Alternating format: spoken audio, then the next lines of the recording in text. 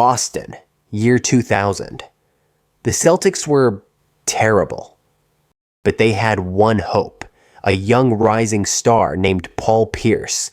He was the future of the franchise, the chosen one. September 25th, just days before training camp. Pierce and his teammates went to the Buzz Club in downtown Boston. It was supposed to be a fun night out, music, drinks, relaxing. But in the VIP section, trouble started. Pierce saw his teammate in danger. He stepped in to play peacemaker. He didn't know. He was stepping into a death trap. He was blindsided. A champagne bottle smashed over his head.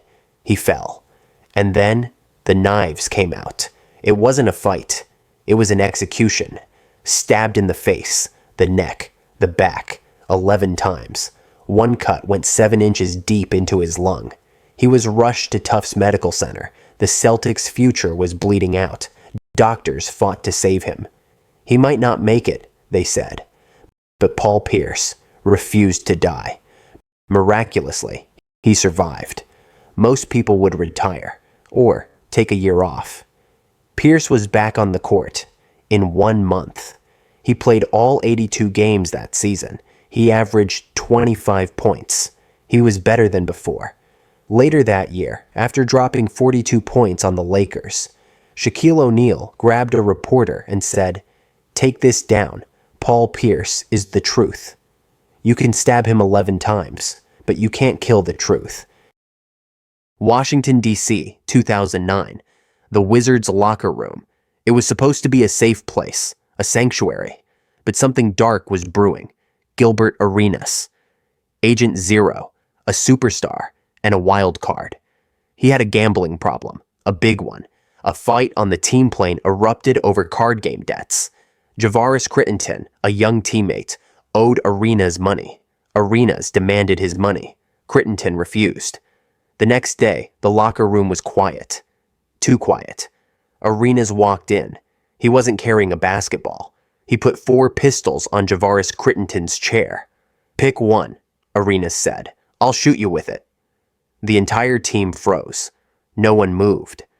But Crittenton wasn't scared. He was mad. He calmly reached into his own locker. He pulled out his own gun.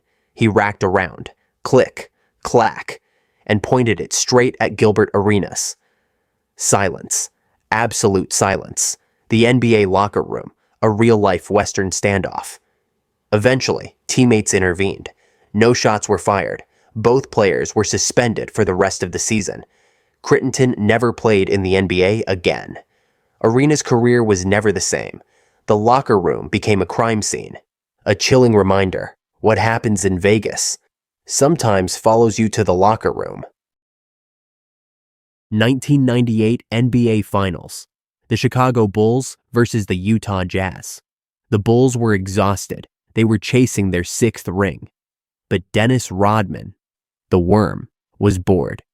He walked into practice and said, "I need a vacation."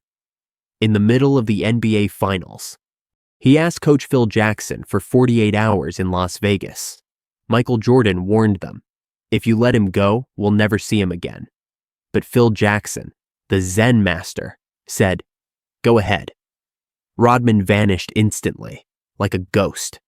Las Vegas. Chaos ensued. Gambling, drinking, partying with Carmen Electra. 48 hours passed. No Rodman. Michael Jordan didn't call the police. He handled it himself. MJ flew to Vegas. He marched to Rodman's hotel room. Bang, bang, bang. He pounded on the door. Inside, it was panic mode. Carmen Electra heard MJ's voice and hid behind the couch. MJ dragged Rodman out of bed. "It's practice time, Dennis." He dragged him back to the airport, still in his pajamas. They arrived at practice just in time. Everyone thought Rodman would be dead tired. Instead, he ran circles around everyone. MJ was gasping for air. Rodman was laughing. Phil Jackson smiled. Just Dennis being Dennis. They won the championship, proving that you can party for 48 hours, as long as Michael Jordan is your alarm clock. Utah. June 1997, the NBA Finals. The The Chicago Bulls were in enemy territory. 10 p.m. Michael Jordan was hungry, starving, but everything in Park City was closed, except one pizza place. They ordered a pepperoni pie. 30 minutes later, the doorbell rang. Tim Grover opened the door and saw something strange. Not one delivery guy, but 5. 5 guys to deliver one pizza?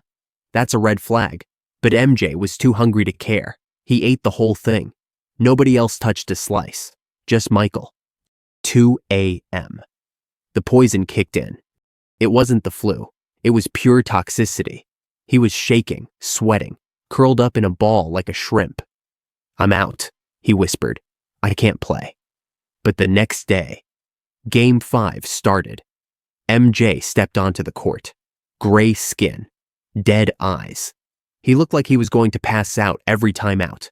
But when the whistle blew, the adrenaline fought the poison. He dropped 38 points. He hit the dagger 3. The famous image, Scottie Pippen carrying him off the floor. It wasn't just fatigue, it was survival. The Jazz tried to poison the king, but they forgot one thing.